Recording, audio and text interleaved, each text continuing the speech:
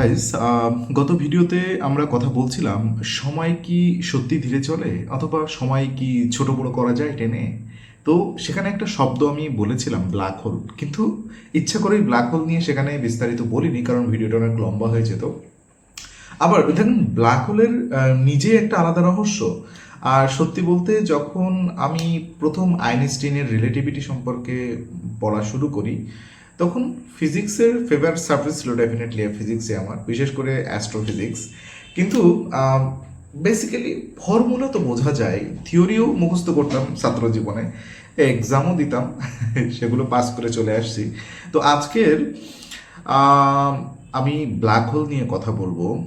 কয়েকটা ডকুমেন্টারি আমি পড়েছি, যদিও এটা সম্পর্কে আগে থেকেই টুকটাক ভালো জানি, পড়েছি, কিছু ইউটিউব ভিডিও দেখেছি। এবং ব্ল্যাক হোল শুধু একটা মহাকাশের গর্ত যে না, আপনারা অনেকেই ভাবতে পারেন যে মনে হয় ব্ল্যাক কফির মতো একটা সহজ বিষয়বস্তু।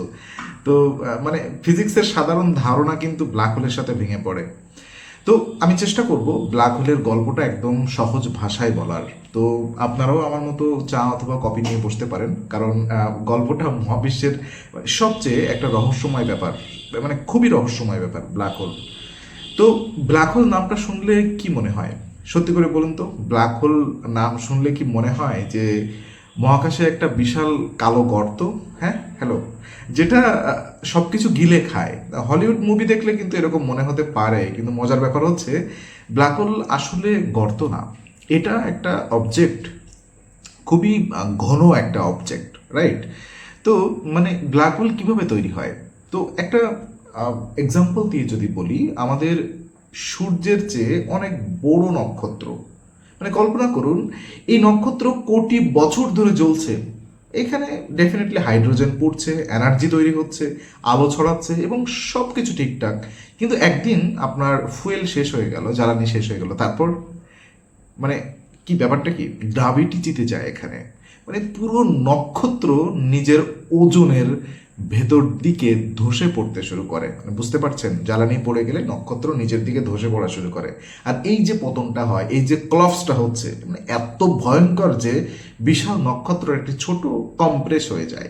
মানে এই কম্প্রেসটাই যে ডেন্সিটি, মানে চিন্তা করতে পারেন, মানে এটা এতটাই কম্প্রেস যে ডেন্সিটি কল্পনার বাইরে চলে যায়, আর তখনই জন্ম হয় ব্ল্যাক হোল। মানে বুঝতে পারছেন, একটা নক্ষত্র ভেঙে গেল, ভেঙে তার যে মানে আন্তঃটান, সেটাই কিন্তু আপনার ব্ল্যাক হোল তৈরি করলো। ধরুন আপনার কাছে একটা কাগজ আছে, মানে একটা বল রাখলেন, মানে কাগজের একটু নিচে নামলো, আবার একটা ফুটবল রাখলেন, আরও নিচে নামলো, এবার একটা বোলিং বল রাখলেন, আরও বেশি নিচে নামলো। তো আইনস্টাইন বলেছিলেন স্পেসও ঠিক এমন, মানে বড় অবজেক্ট স্পেসকে একদম বাঁকিয়ে দেয়। মানে এটা শুনতে অবাক লাগে। আর ব্ল্যাক হোল, সে তো স্পেসকে প্রায় ছিঁড়ে ফেলার মতো অবস্থা করে ফেলে। কারণ কি, মানে ব্ল্যাক হোল কেন সব কিছু নিজের দিকে টেনে নেয়? কারণ গ্র্যাভিটি। মানে অনেকেই ভাবে ব্ল্যাক হোল একটা ভ্যাকুম ক্লিনারের মতো, আসলে না। মানে গ্র্যাভিটি সব কাজ করছে এখানে। পৃথিবী যেমন আমাদের ধরে রেখেছে, ব্ল্যাক হোলও একই কাজ করছে, শুধু একটু বেশি বলা যায় সিরিয়াসলিভাবে করছে, মানে অনেক অনেক বেশি সিরিয়াসলি করছে।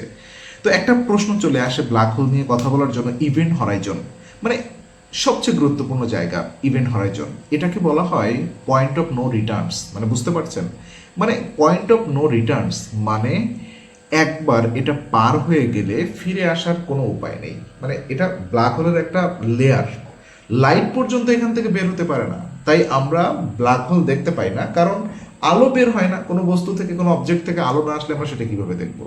আর যদি ব্ল্যাক হোলে আমরা কাছে যাই, কল্পনা করুন, মানে মজার অংশ, মানে ধরুন আপনি আর কোনো, আপনি একজন স্পেস ট্রাভেলার। তো আমরা একটা ব্ল্যাক হোলের কাছে গেলাম, আপনি দূরে থাকলেন আর আমি কাছে গেলাম। তো আমার কাছে হয়তো 1 ঘন্টা কেটেছে, কিন্তু আপনি পৃথিবীতে হয়তো 10 বছর পার করে ফেলেছেন। হ্যাঁ, হ্যাঁ, মানে এটাই কিন্তু সায়েন্স ফিকশন না, এটা আইনস্টাইনের জেনারেল রিলেটিভিটি থেকে এই অংশটা মানে এক্সপ্লেইন করা যায়। তো ইন্টারস্টেলার মুভি দেখেছেন, যা আমি গত ভিডিওতে এই কথাটা আলোচনা করেছিলাম। যারা ইন্টারস্টেলার দেখেছেন তারা হয়তো আপনার কি বলে ওটাকে, গ্রাগ্যান্টুয়া নাকি একটা বলে, ব্ল্যাক হোলের একটা কথা আছে, তো মুভিতে একটা প্ল্যানেটে কয়েক ঘন্টা কাটানোর পরে মানে পৃথিবীর হিসেবে অনেক বছর কেটে যায় সেখানে। আর হলিউড প্রথমবারের মতো রিলেটিভিটিকে এত সুন্দরভাবে দেখিয়েছে। মজার ব্যাপার হচ্ছে, আর এই মুভির সায়েন্স অ্যাডভাইজার ছিলেন Nobel prize winner physicist Kip Thorne. আর সায়েন্সটা মোটামুটি অ্যাকুরেট ছিল, এই জন্যই আই থিঙ্ক, তার জন্যই। তো এখন প্রশ্ন হতে পারে যে ব্ল্যাক হোলের কাছে সময় ধীরে চলে কেন। মানে গত ভিডিওতে কিন্তু আমি এটা কথা বলেছিলাম যে টাইম ডাইলেশন নিয়ে। হ্যাঁ, মানে একটু সহজভাবে বলি, গ্র্যাভিটি যত বেশি, টাইম তত স্লো। আপনি যত ব্ল্যাক হোলের কাছে যাবেন, সময় তত ধীরে চলবে। আর ব্ল্যাক হোলের পাশে দাঁড়িয়ে আপনার ঘড়ি বলবে সব ঠিক আছে, কিন্তু দূরে থাকা অবজারভার দেখবে আপনার সময় স্লো মোশনে চলছে। তো এবার আমরা একটা অদ্ভুত শব্দ আমি বলবো, সেটা হচ্ছে স্প্যাগেটিফিকেশন। আচ্ছা, আমি একটু নোট করে রেখেছি, পাশে কিছু কিছু শব্দ মনে থাকে না। তো নামটা শুনলেই মনে হয় না যে একটা কি কি বলা যেতে পারে, একটা পাস্তা রেসিপি। হ্যাঁ হ্যাঁ, কিন্তু না, এটা একটা ভয়ঙ্কর ফিজিক্স। ধরুন আপনি ব্ল্যাক হোলের দিকে পড়ছেন, আপনার পা ব্ল্যাক হোলের কাছাকাছি, মাথা একটু দূরে। ডেফিনেটলি যদি এটা ব্ল্যাক হোল হয়, আপনার পা যদি এটা হয়, তাহলে মাথা এটা। তো পায়ে গ্র্যাভিটি বেশি, রাইট? এটা আপনার পা, এখানে গ্র্যাভিটি বেশি কারণ এটা ব্ল্যাক হোলের পাশ। আর মাথায় গ্র্যাভিটি কম কারণ ব্ল্যাক হোলের বিপরীত পাশ। তখন আপনার শরীরের প্রসারণ হতে শুরু করবে। হ্যাঁ, মানে এত প্রসারণ যে আপনি স্প্যাগেটি এর মতো লম্বা হয়ে যাবেন। এই কারণেই এই প্রক্রিয়াটার নাম বলা হয়েছে কি বলে, স্প্যাগেটিফিকেশন। মানে সায়েন্স মাঝে মাঝে সত্যি মজার ব্যাপার। তো ব্ল্যাক হোল কি সবকিছু খেয়ে ফেলবে? অনেকের মনে প্রশ্ন আসে, একদিন কি ব্ল্যাক হোল পুরো ইউনিভার্স খেয়ে ফেলবে? উত্তর হলো না। কারণ ব্ল্যাক হোল ফিজিক্সের নিয়ম মানে, মানে সে সব কিছু গিলে খেয়ে বের হয় না। মানে সব কিছু যে খাওয়ার জন্য সে আসে না। যদি সূর্যের জায়গায় হঠাৎ একটা একই ভরের একটা ব্ল্যাক হোল বসিয়ে দেওয়া হয়, তাহলে পৃথিবী এখনও একই অরবিটে ঘুরবে, শুধু আলো থাকবে না। আর আমরা সবাই একটা বিগেস্ট একটা ইস্যুর মধ্যে পড়ব। তো অ্যাকচুয়ালি ব্ল্যাক হোলের ভেতরে কি আছে, তো এখানেই সায়েন্স থেমে যায়। মানে আমরা জানি না, সত্যি, মানে কেউ জানে না, সায়েন্স জানে না সেটা। ইভেন্ট হরাইজনের ভেতরে কি হচ্ছে আমরা দেখতে পারি না। বর্তমান ফিজিক্সও পুরো ব্যাখ্যা দিতে পারে না এটার, আলাদা আলাদা ব্যাখ্যা পেয়েছে বিভিন্ন জায়গায়। আর এই কারণেই ব্ল্যাক হোল এখনো সায়েন্সের সবচেয়ে বড় মিস্ট্রিগুলোর একটা। তো আপনি যদি বলেন যে কয়েকটা ডকুমেন্টারি পড়ে পার্সোনালি আপনি কি বুঝেছেন, তো পার্সোনাল রিফ্লেকশন যদি আমি বলি, তো আমি যখন 12 স্ট্যান্ডার্ডে রিলেটিভিটি পড়েছিলাম, তখন এগুলো শুধু মানে এক্সাম টপিক ছিল। আজ যখন বুঝতে পারি সময় বাঁকতে পারে, মানে স্পেসও বাঁকতে পারে, ব্ল্যাক হোল আলোকে আটকে রাখতে পারে, তখন মনে হয় যে ইউনিভার্স আমাদের কল্পনার চেয়ে অনেক বেশি অদ্ভুত আর অনেক বেশি সুন্দর। হয়তো আমরা কোনোদিন ব্ল্যাক হোলের ভিতরে যেতে পারবো না, আপাত দৃষ্টিতে তো অসম্ভব।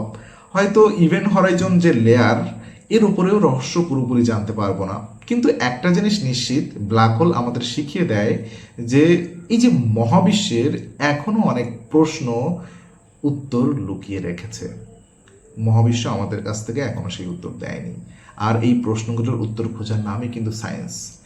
যদি ভিডিওটি ভালো লাগে তাহলে লাইক করবেন, আর কমেন্ট করে বলুন আপনি যদি একদিনের জন্য মহাকাশ ভ্রমণ করতে পারেন, আমি কোথায় যেতে চান? ব্ল্যাক হোলের কাছে, আপনি কোনো মার্সে, নাকি মুনে? তো আমি দেখব আপনাদের কমেন্টগুলো। আর ব্ল্যাক হোল নিয়ে আমি কিছু মানে এত এত শব্দ পেয়েছি, মানে যেটা আমি নিজেও অনেক কিছু বুঝতে পারিনি। আপনাদেরকে বোঝাতে গেলেও ভিডিওটা মানে নষ্ট হয়ে যাবে।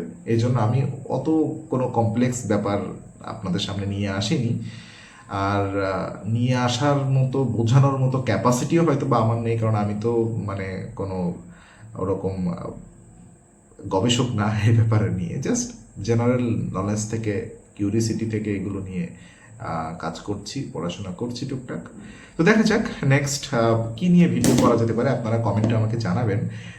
গত ভিডিওতে একজন বলেছেন যে ফিজিক্স নিয়ে ভিডিও করলে এটা বেশ ইন্টারেস্টিং লাগে।